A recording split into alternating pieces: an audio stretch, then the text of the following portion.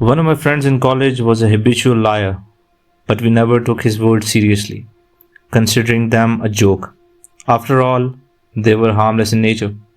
His white lies for getting late, for not being somewhere, or what project he was working on seemed naive and gullible. At times we used to mock him, leaving him ashamed and embarrassed. After a few years, I had the experience of meeting him again in my line of work. A little catching up and few encounters made me realize that he had changed drastically. I knew he was a habitual liar, but now there was something dark and malevolent. The lies weren't innocent anymore, and there was no remorse or guilt for getting caught on those lies. And this perverse behavior affected both his professional and personal life. Worst part being, he didn't even realize the cause of all his misery was his lying. He was falling in a pit and didn't even realize that he dug it himself. Technically speaking, no one is a liar, or at least that's what we think of ourselves. We can be manipulative, scheming, act politically or ignorant, but our self-righteousness never condemns us of being a liar. To make it a bit more palatable, let's call it taking the easy way out. We all lie, maybe not to others, but definitely to ourselves. And that can be seen in our failing New Year resolutions, half-hearted goals and whatnots. Taking the easy way out or telling the truth are not just two different choices, but two different ways of life. Taking the easy way out has multifarious faces. It comes in many shapes and forms. First comes the upfront lies, executed in many ways, yet easiest to discern. Bold-faced lies, when the other person knows you're lying, broken promises, fabrication of truth, or plain old deception by giving out wrong or half information. The source of most lies we tell is the same: avoiding consequences. These consequences may be trivial or huge, real or perceived. We tell socially polite lies to avoid conflict or being perceived as rude. We may exaggerate a story to look cool, or bluntly lie to avoid dire consequences such as prison, getting fired, or divorce. Then comes the lies which we aren't aware of ourselves, the lies of self-betrayal. The biggest lies are the lies that we tell ourselves, being dishonest not to others but to yourself. Lies in the form of self-justifications as ill-informed goals, naive assumptions, and pretending it's all okay, just to avoid the pain that truth reveals. These lies are the hardest to identify, as they form a part of who we presume to be. These are the lies told by our ego. How can we be wrong about ourselves? It takes serious self-actualization just to realize their existence.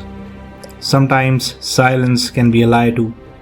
As Jordan B. Peterson puts it, when you have something to say, silence is a lie, and tyranny feeds on lies. Being compliant and saying yes when no needs to be said transforms you into someone who can't say no when it needs to be said. Have you ever wondered why decent fellows of the Gulag guard camp during Holocaust found themselves doing and accepting all those terrible things? Then you have your answer. When it was time to say no, no one was capable of saying so. But why not lie when the alternative can be more damaging or hurting? Why to face the snake's head at every step of our path? Or why not to stay quiet just to maintain the peace? The answer is really simple. Sometimes things fall apart. By its very nature, life is difficult, yet clear if lived honestly. But if we tread path of dishonesty, we make it dubious, murky, and malicious. What you see of a lie when you act it out is only the surface. It's like a moldy slice in a loaf of bread. You may throw it away, but the rest of the loaf is already contaminated. Everyone has the right to know the truth. It's fair play, and when you deny that right to someone, they feel cheated, and that's the road to perdition. By now we know how a lie can manifest in our lives. Now, what to do with this realization? Be self observant. As we grow, some of us realize that the process of retrospection and self analysis can have profound effect on our nature and how we look at the world. If someone asks you to define your car or home, we can do that without a second thought. But what about ourselves? Take time and reflect. Be honest with yourself. Ask yourself, am I honest in my dealings? How many times have I lied? What harsh truths am I avoiding?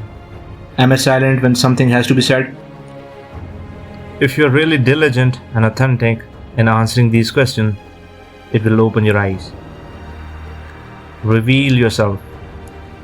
If you can't reveal yourself to others, you can't uncover your true self. When you explore boldly the unknown, you gather information and renew yourself based on that information. Studies suggest that doing something new opens up new neural pathways in your brain. And to open up this path, you have to do something, say something, or go somewhere. Otherwise, you will stay incomplete, and life is hard for the incomplete. Be authentic in front of others, and you'll find it easier to be honest to yourself. Avoid self-betrayal. If you betray yourself, if you say untrue things or act out a lie, you weaken your character. You lose your authenticity. When you fail, accept your mistakes, work on them. That's being authentic. You fail, blame the circumstances unjustly. That's being unauthentic. Do not betray yourself. Avoid marginal thinking. Now, the most important warning. Many of us have convinced ourselves that we can break our own personal rules just this once. Marginal costs are almost always low, but every small decision we take can wind up into something bigger, turning you into someone you never wanted to be. The first step down that path is taken with a small decision. You justify all the small decisions that lead up to the big one, and then you get to the big one, and it doesn't seem so enormous anymore. That instinct to just use the marginal cost hides from us the true cost of our action. Same is valid for lies.